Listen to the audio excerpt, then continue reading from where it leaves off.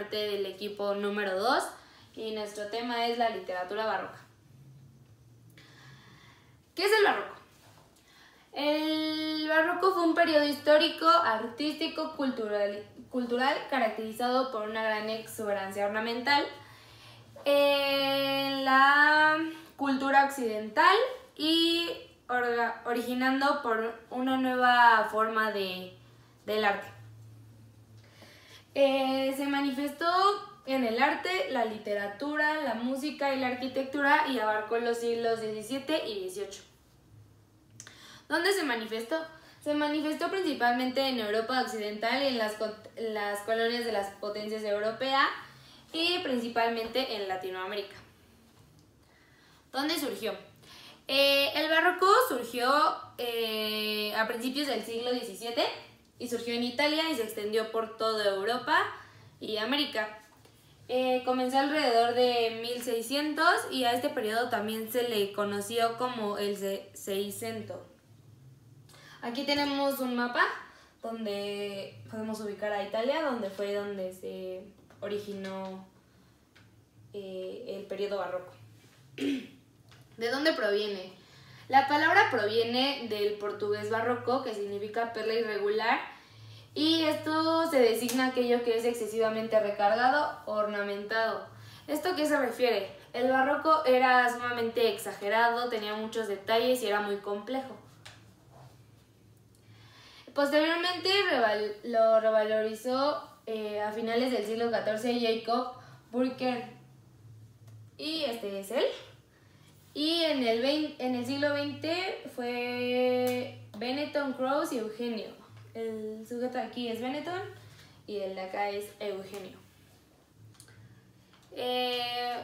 Varios historiadores dividieron el barroco en 3 periodos, que fue el primitivo de 1580 a 1630, el maduro de 1630 a 1680 y el tardío de 1680 a 1770.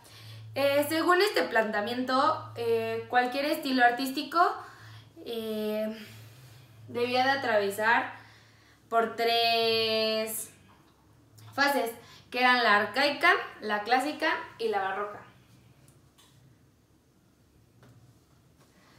El barroco también indica cualquier estilo artístico contrapuesto al clasismo. Este concepto fue por Heinrich Wölfing en 1915 y también el barroco se puede emplear tanto como un sustantivo como un adjetivo.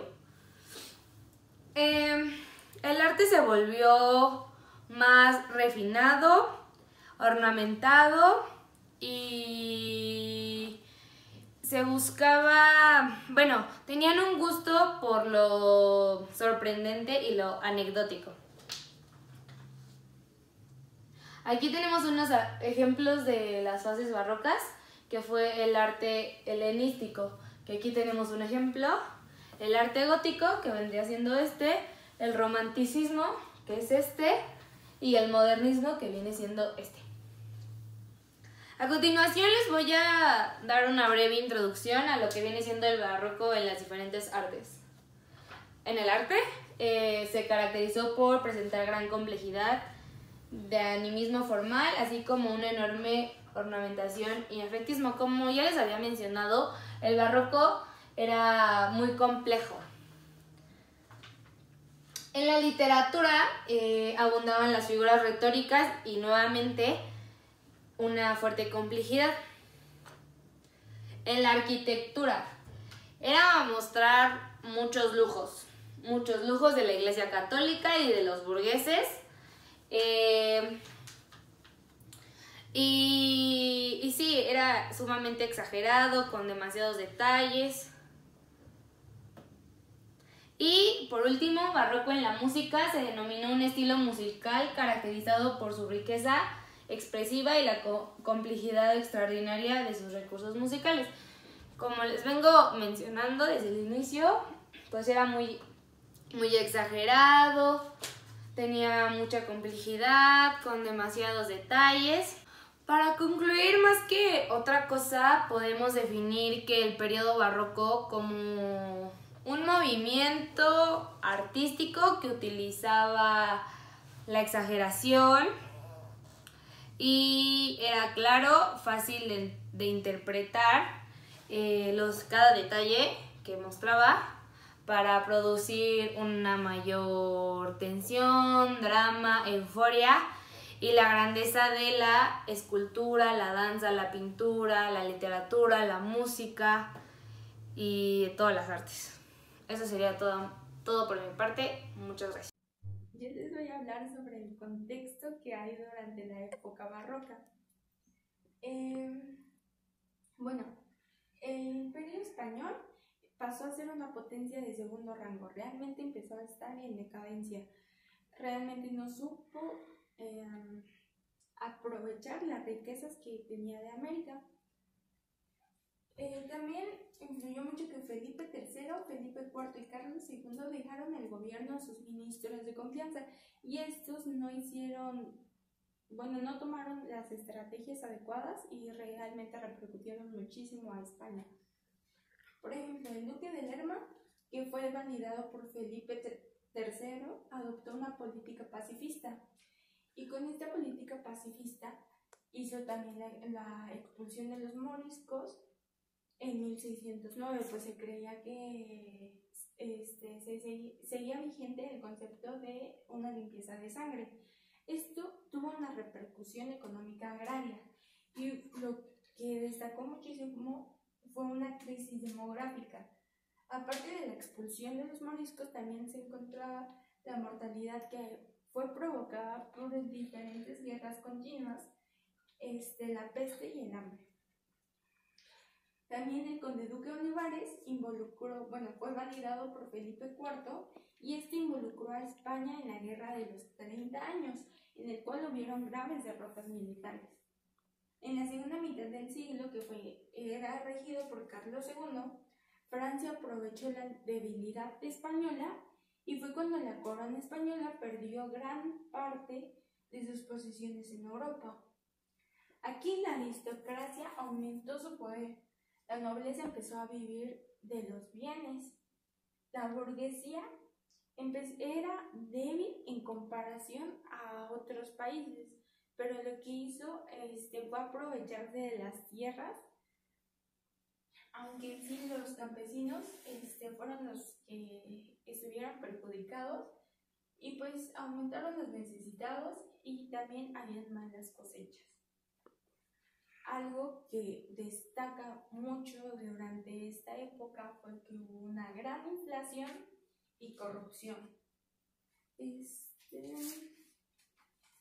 Bueno, y en el ámbito cultural, los artistas empezaron a ver los hechos empezaron a tener una actitud pesimista y llegaron al grado de resignarse a esto.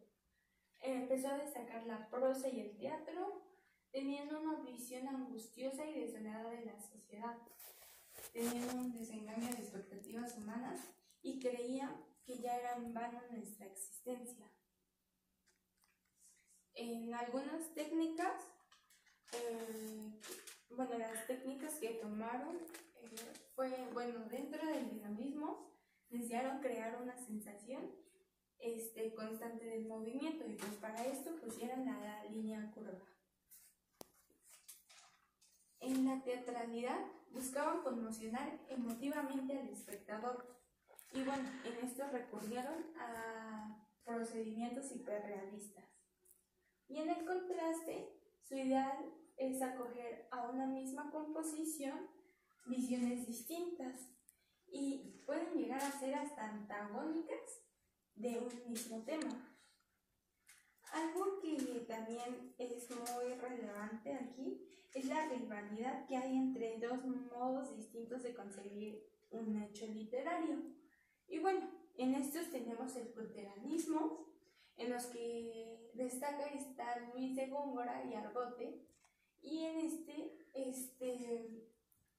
se ocupaban mucho los estímulos, que son la luz, el color, el sonido, y dice que cultivan la forma de las palabras, dejando en segundo plano su contenido, y en sí pretende crear un mundo de belleza. se dice que es el triunfo de la belleza de igual forma. Y también tenemos el conceptismo con Francisco de Quevedo y Villegas. Y se profundiza en el sentido o concepto de las palabras, en el significado que éstas tienen. Da preferencia a las ideas que se tienen con el fin de impresionar. Y bueno, se dice también que es el triunfo del máximo ingenio. En las características de la literatura barroca tenemos que surge de la crisis del Renacimiento. Tras el desgaste y la fractura del Renacimiento, emergen de la crisis de las propuestas estilizadas y sobrecargadas a las que luego se le bautizarían como barrocas. Su nombre fue acuñado posteriormente y es peyorativo. El término barroco fue acuñado durante el romanticismo y es evidente que usaron esa palabra para tildar de grotescas o amorfas las manifestaciones propias de esta corriente literaria. Fue un movimiento literario de corte ideológico más que formal. Aquí se utilizó y se manejó los recursos formales de la escritura de manera muy exagerada y es imposible opacar la larga ideología. Los escritores manifestaban una sujeción a las concepciones religiosas y tiene un apego hacia la contrarreforma. Magnifica lo renacentista, pero enfocado a la pesadumbre. Las temáticas propias del Renacimiento no se dejan de lado, al contrario se exageran. La peste, el hambre, la desidia, la mendicidad eran el pan de cada día y los escritores lo utilizaban de tema para sus obras. Y la vida era una mentira que escondían las grandes élites. Toca la fe y la espiritualidad como baluartes del hombre. Estas temáticas respondían en casos a la seguridad que podía brindar la Iglesia en aquellos instantes de crisis. Proporcionaban tranquilidad por medio de la fe. Es considerado una corriente renovadora. Los escritores absorbieron manifestaciones de países vecinos y los ajustaron a su idioma. Dieron paso a estrofas nuevas para su cultura. El terceto fue usado de manera pues demasiada, y junto con el soneto, el cuarteto y la redondilla. Rompe con la estabilidad del Renacimiento. El Renacimiento se caracterizó por la calma y serenidad. Al irrumpir el barroco se da una desestabilización y se entra en conflicto entre lo estético y lo formal. El abuso de los recursos era parte de la norma. Esta es la característica más común, la adjetivación desaforada, así como el uso de la antítesis, metáfora y cuanto recurso fuese posible para cargar una obra. Y por último, los culteranos y conceptistas, dos tendencias bien marcadas. Los escritores tomaron diversas actitudes respecto a lo que vivían dentro de las creaciones literarias y se dieron aspectos en común que se organizaron en dos grupos, que son los culteranos y los conceptistas. Los culteranos, su percepción de la belleza está ligada al realce de las cualidades del objeto o ser que se desea embellecer. Hicieron uso de hipérboles y metáforas y recurrieron a la mitología. Los conceptistas, estos escritores se centraron en el contenido, y su manera de abarcar la literatura es más ingeniosa y profunda, aprovechando la dualidad en la significancia de ciertas palabras. Se percibe en las obras los dobles sentidos. Estilísticos del barroco. Los movimientos artísticos no aparecen de improviso, sino que son productos de graduales transformaciones que progresivamente se van incorporando a las formas estilísticas de una época, hasta hacerse característicos del modo de pensar, de las costumbres, modas y hasta de la forma de vivir de los artistas, y hasta de toda una sociedad. Así ocurrió con el barroco. En los siglos XIV y XV, toda Europa estaba empeñada en rescatar la sobriedad y sencillez de las fuentes clásicas griegas, y relacionaba contra la excesiva ornamentación del arte gótico. Ya agotando finales del siglo XVIII, así ocurrió en el arte griego, el cual, de la austeridad del clasismo, de Fidias, Mirón y de Policleto, pasó a la sensualidad, la gracia y el atrevimiento de la expresividad de Scopas y Praxísteles, para caer luego en la exageración de las líneas curvas de las posturas y al abuso de la expresividad que significó el helenismo de Lisipo y Polidoro.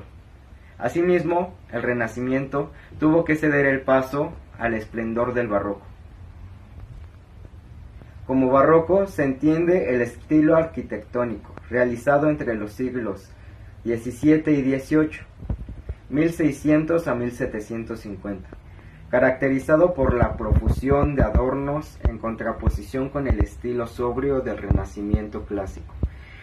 Por extensión se aplica también el término barroco a las obras de pintura, escultura, literatura y música realizadas en ese mismo periodo de tiempo.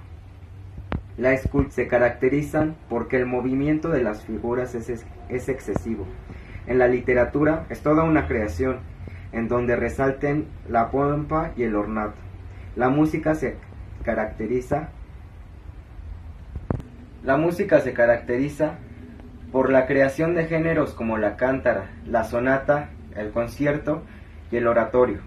El arte del barroco es una prolongación del Renacimiento.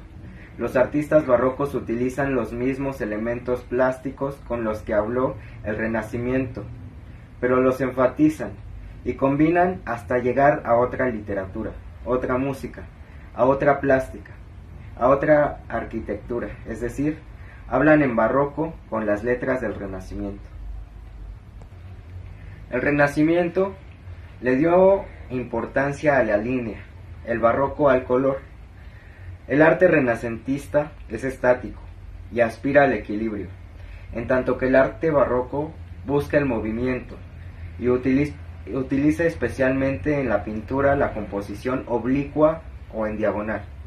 El arte renacentista había sido equilibrado, medida, sobriedad, racionalismo, lógica, mientras que el barroco fue ansia de la novedad, amor por lo infinito, por los contrastes y por la mezcla audaz de todas las artes.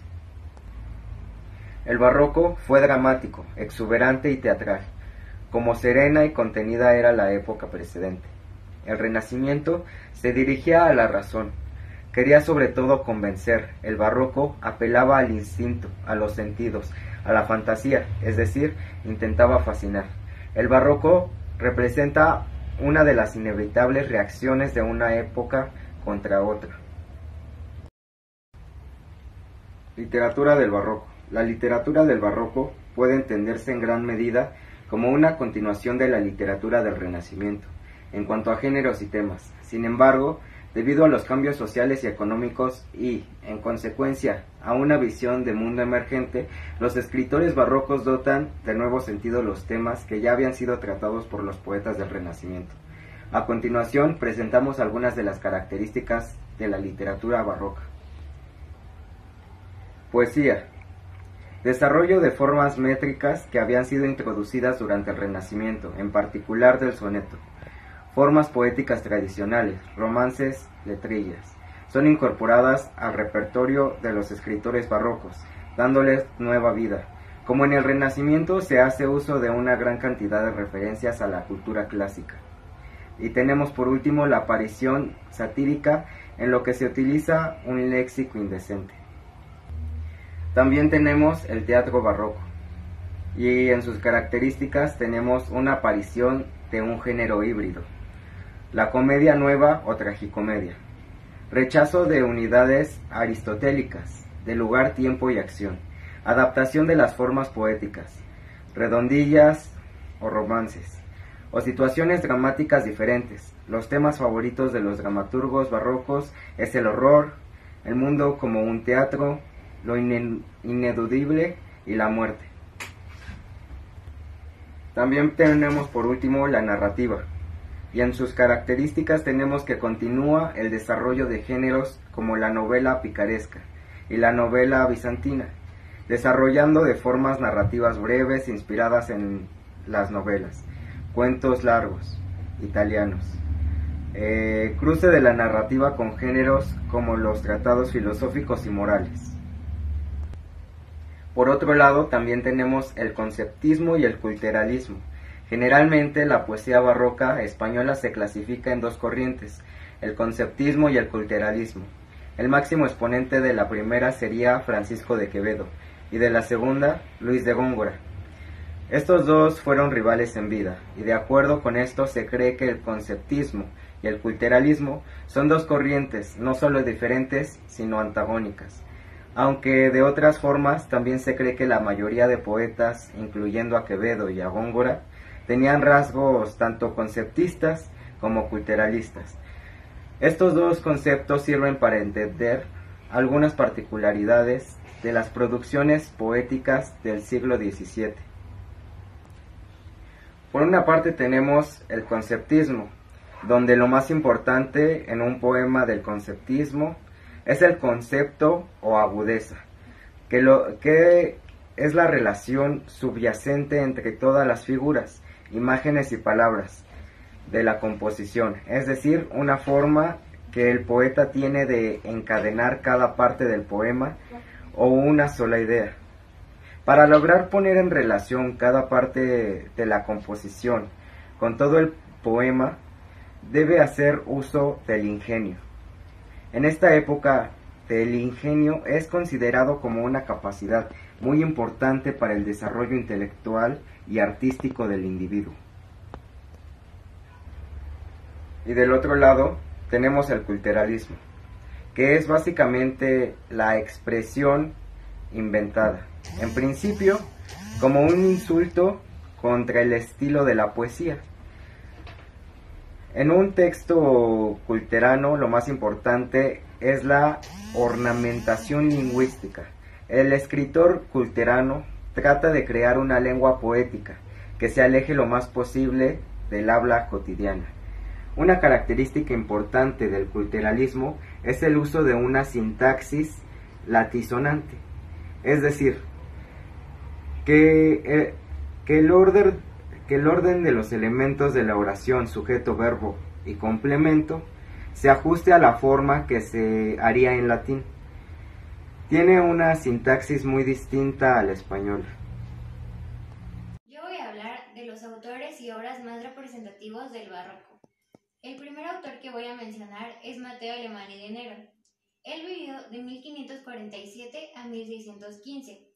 Fue un reconocido escritor del siglo de oro español, a quien se le atribuye la consolidación del subgénero literario conocido como novela picaresca.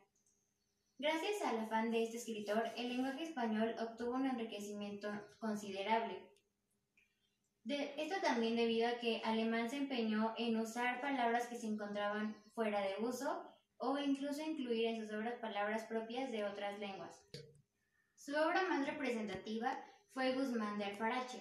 Esta obra literaria se caracterizó por poseer un lenguaje coloquial folclórico que en esta época no era muy común. Fue algo novedoso, por lo que fue denominada la novela como la novela del entretenimiento. Esta obra magistral, publicada en dos partes, narró la historia de un joven pícaro que al llegar a una edad madura desaprueba todo lo que hizo en su pasado. En la novela se mezclan las aventuras del personaje de su juventud con la moral de su adulto. Por ello, los críticos de la época clasificaron a esta novela como una sátira a la moral por el contraste que existía entre estos dos, entre su personaje joven y su personaje ya como adulto. El siguiente autor que voy a mencionar es Pedro Calderón de la Barca. Él vivió de 1600 a 1681. Él fue un dramaturgo, poeta y escritor de la Edad de Oro española. Desarrolló sus trabajos sobre la base del estilo teatral, iniciado por Lope de Vega, y fue posteriormente considerado como la cúspide del teatro barroco español. Calderón escribe sobre todo comedias y también escribió autos sacramentales. En el estilo de sus comedias se pueden encontrar como dos variables. La primera es una que sigue más de cerca el teatro realista, nacional y costumbrista de Lope, y su escuela representada por las comedias que eran conocidas como de capa y espada, y otra diferenciada del estilo anterior que era más personal. Esta tendencia incluye las comedias más poéticas y también incluye las más simbólicas, con intensificación de los valores líricos y del contenido ideológico. En esta segunda línea, los personajes adquieren mayor profundidad, esquematización y dimensiones de símbolos un poco más universales. La vida y sueño es una de sus obras más conocidas. Esta obra maestra de Calderón de la Barca fue estrenada en 1635 y publicada un año después. En ella se reflexiona sobre la libertad frente al destino. Está formada por 3 actos y se trata de una comedia filosófica en la que su autor hace eco de las cuestiones más trascendentales del momento, como podrían ser las ansias de libertad, la precariedad de la vida humana, que en este caso se encuentra considerada como un sueño, el poder de la voluntad individual frente al destino o el escepticismo, entre muchas otras preocupaciones. El argumento nos cuenta la historia de Sigismundo, que fue desterrado por su padre, el rey Basilio de Polonia, que según la profecía acabaría rebelándose contra él. La obra se centra en la actitud del protagonista ante la vida, sus amores, acciones y también sus reflexiones. El siguiente autor es Miguel de Cervantes Saavedra. Él nació en 1547 y falleció en 1616. Es considerado el más grande escritor del lenguaje español. Él cultivó, a su original modo, los géneros narrativos habituales en la segunda mitad del siglo XVI: la novela bizantina, la novela pastoril, la novela picaresca, la novela morisca, la sátira lucianesca y la miscelánea, entre otros. En su juventud, Cervantes sirvió en el ejército y también hubo un tiempo en el que estuvo preso. Durante este periodo de tiempo, la idea de libertad alimentó numerosas páginas de sus obras, desde la Galatea al Persiles, pasando por el capitán de cautivo del primer Quijote y sin olvidar el trato a Argel ni los baños de Argel. Pasada esa época, y ya dedicado de lleno a las letras, en el mundo literario de Madrid, de finales del siglo XVI, fue amigo de las más grandes plumas de la época, como fueron Laínez, Figueroa y Padilla. Su obra principal, El ingenioso caballero Don Quijote de la Mancha, es considerada la primera novela moderna, que se convirtió en un clásico de la literatura universal. En Don Quijote de la Mancha se narra la historia de un hidalgo maduro que por la excesiva lectura de libros de caballería se vuelve loco y concibe la idea de hacerse andante y así recrear la antigua caballería. Pertrechado de armas y caballo rocinante, y desde la segunda salida, acompañado por un paisano llamado Sancho Panza, que le sirve de escudero, corre 1000 aventuras, de las que generalmente sale mal parado. La tercera vez que vuelve, vencido por el caballero de la Blanca Luna, es ya para morir. El siguiente autor que voy a mencionar es Juana Inés de la Cruz. Ella vivió de 1651 hasta 1695. Fue una escritora y filósofa autodidacta mexicana y fue una de las principales poetas del barroco, conocida como la séptima musa. Tanto destacó en el campo literario que 322 años después de su muerte, su trabajo y su legado siguen siendo reconocidos a nivel nacional e internacional.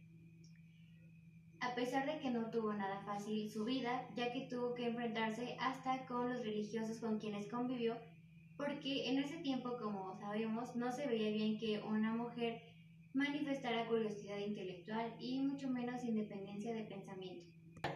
El sueño es una de sus obras más representativas.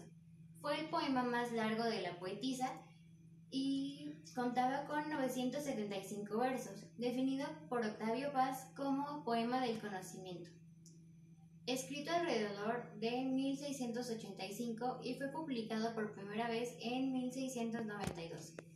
El poema es acerca del alma, mientras el cuerpo duerme. Describe una realidad que por definición no es visible, sino que está más allá de los sentidos.